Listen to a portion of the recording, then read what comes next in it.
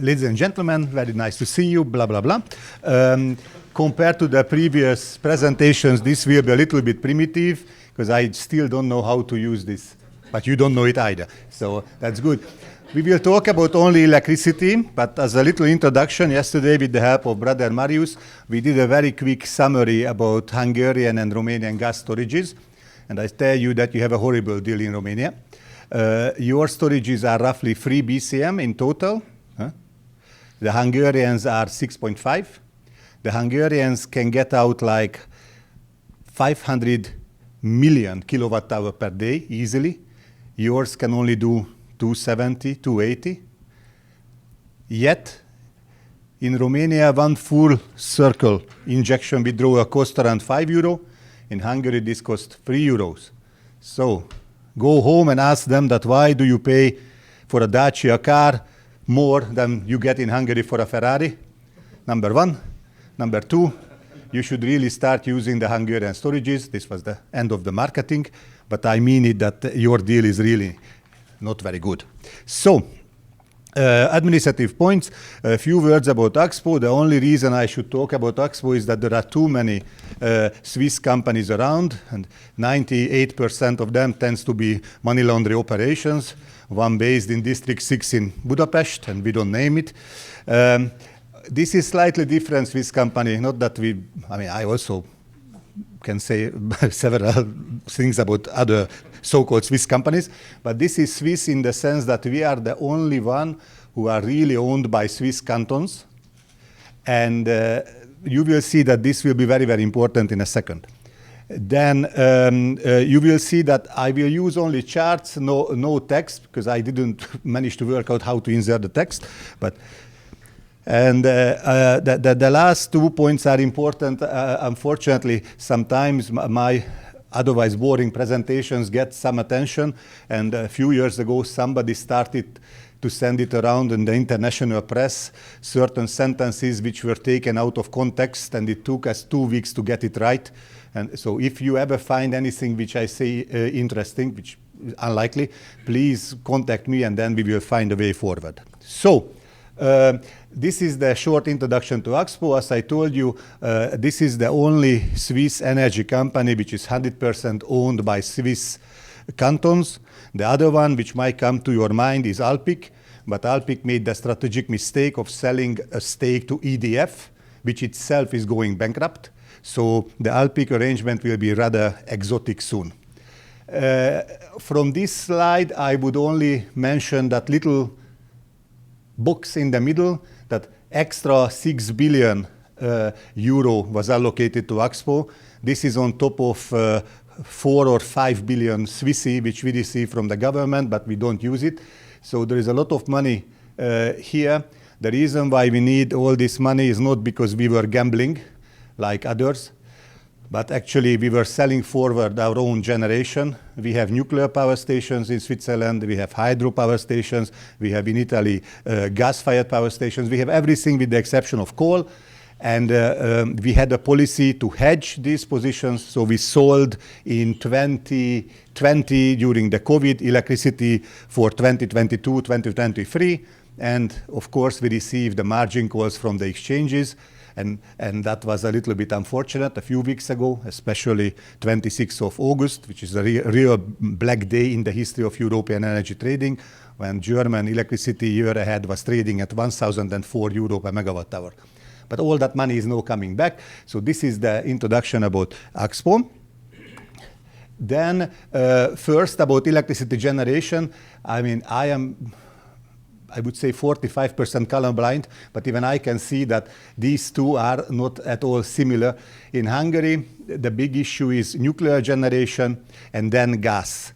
In your country, hydro and coal. You can see that the Romanian chart is more balanced than the Hungarian. In Hungary, there is this totally artificial love with Russian nuclear technology. The Hungarian government is the only one left on this planet who believe that the Russians can still build the next new power station in Hungary. And I'm sure they all have their own financial reason to believe so. But this project is dead or dying, whichever sense you wish to use. The next one is in Hungary, and Tamás is the real expert on this. In Hungary, they really managed to mess up completely even the renewable sector. In Europe, the list of renewables starts with wind and ends with photovoltaic. In Hungary, the list is slightly different. It is photovoltaic, and a little bit of wind mixed with some other biomass and all that stuff.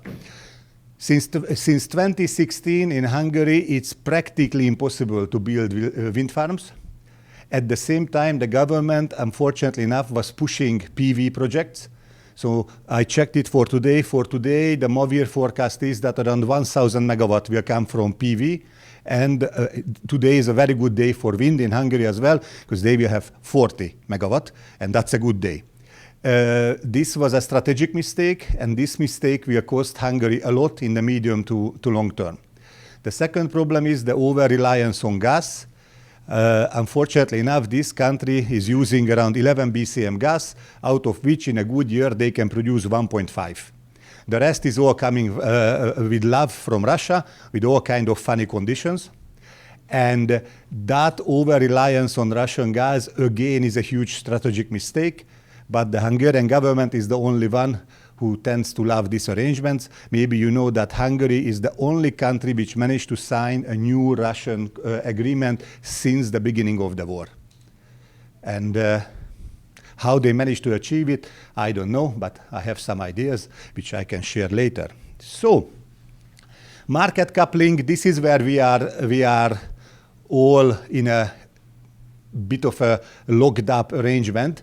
Market coupling, originally Czech-Slovak-Hungary, was a reasonably good idea. 2012, 11th of September, I mean, nobody reasonable should ever approve a project for 9/11, but look, here you are. That market coupling made sense, and that was working reasonably well. Then in 2014, unfortunately, Romania joined the show. And when I say unfortunately, I have to say that when you talk about market coupling, you have an underlying promise that everybody will behave like a reasonable business person should.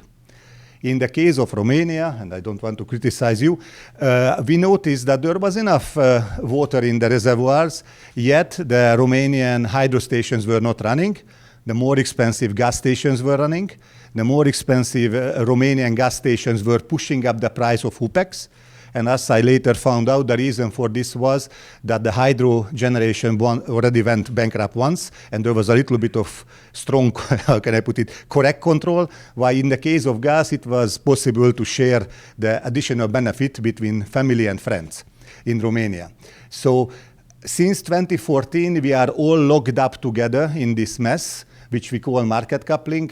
And as I said, this could work, but it would only work if everybody behaves in a rational way. When we see that OPCOM is 500 euro per megawatt hour, and you are sitting on a reservoir full of water, a normal person would run the water and generate. This didn't happen in Romania, and this had a major effect in Hungary. Then we went into madness. Unfortunately enough, the European Union was forcing the market coupling part 2. So now everybody is connected with everybody.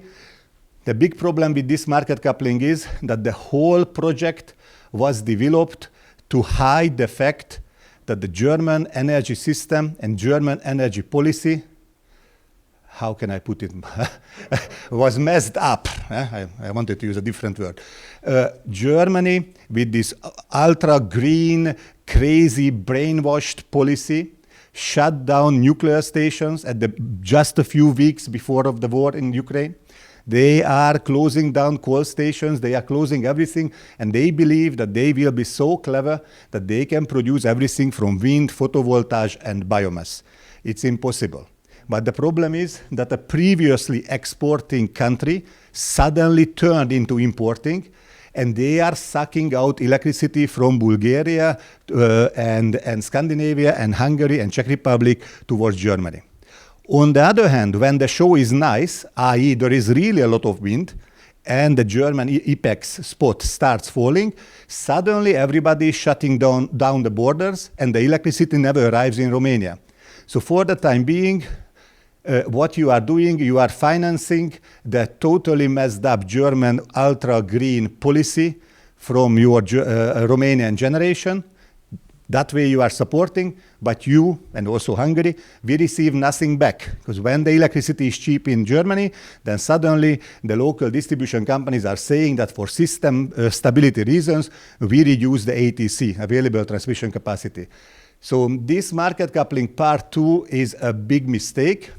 And we only hope that eventually somebody in Brussels will have a little bit of a brain to understand that you cannot link Germany, Romania, and Bulgaria to the same price signal, because the Bulgarian peasant has not seen so much money in his or her life than a German businessman per month.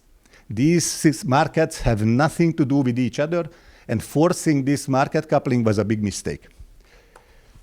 Then, Romania and Hungary are both connected to Ukraine. Here, Romania started to take electricity in July from Romania. Interesting that this press release was made on a US web page. So maybe there's a little bit of US involvement here. I don't know, because I'm only an energy trader. You can see US Secretary of Energy. But at least your country made the decent decision of accepting Ukrainian electricity. Hungarian part is intentionally blank. Hungary was the only neighboring country of Ukraine which refused to accept a single electron of electricity coming from Ukraine. Mavir came up with conditions which Mavir knew are impossible, yet they set these conditions to the Ukrainians, and Mavir suddenly discovered that they are a very European company, unlike the country, and they demanded so high standards that the poor Ukrainians could never comply with it. Of course, this is now over, because there is not enough electricity left in Ukraine, but now the other part of the show starts, how to send electricity back to Ukraine. And in this project, again, Hungary is saying that sadly, gladly we are an EU country and we have very high standards, and unless Ukraine complies with these requirements, there will be no import from Hungary towards Ukraine. Then the regulation, here the 2 countries are involved in a very, very serious competition. Right now, you are 2 meters ahead of the Hungarians with your 98% tax. I mean, whoever approved that tax is not a responsible politician, but something else. In Hungary, they are also very good in this how not to do it game. Just a few days ago, there was a big announcement that all Hungarian future photovoltaic connection projects will be stopped, referring to the overall state of the Hungarian distribution system. And of course, this argument is not correct. Number one, during the so-called rezsicsökkentés, the reduced priced electricity program, billions were taken from the distribution companies. So they had no cash to upgrade the system for the green version of events. Number one. Number two, Hungary here was doing exactly what my son was doing at one stage. He promised to do summer work, and he asked me to give him extra money in May, which I will get back in August. If you ever had teenager children, you know what happened. Here, what Hungary did, Hungary was sure to get the RRF funds from Brussels. Of course, Hungary is the only country which is unable to access the funds. I always say this, so you will remember forever. The fund, as of today, equals to the total wealth of the 100 richest Hungarians. This kind of money is on the table, but this is the only government which is unable to access it, saying that the EU is asking 2 complicated questions. The EU is asking questions from the Bible, and don't steal, and if you steal, do it correctly. So this is why it happened that Hungary is perhaps the only European country which is now not supporting PV generation either. And I think with this one, we are getting very close to the Romanian model, but I think yours with the 98% tax on trading is really world champion level. That's how to do it if you would like to kill trading. So conclusions. Much more could and should and must be done between the two countries, given the location, given the electricity background, given that your gas storages are nowhere as good as the Hungarians. And let's hope that this event will help to achieve this. Market coupling in electricity is forcing us together whether we like it or not like it. So there is no way out of this system for the time being. It would be nice to learn how to work together. Ukraine, for you, is a good opportunity. You have your own mini Ukraine problem with Moldavia, but that's a different discussion. Hungary is really turning away from the Ukrainian problem, and Hungary seems to tends to pretend that there is no Ukrainian border and there is no Ukrainian issue in energy trading, which I think is a big mistake. And finally, energy regulation, we are really getting to that stage when we have enough. And if Romania don't want our money, we will take it somewhere else. Before we make that decision, I hope that some of this regulation will be revised and get right. Thank you for listening.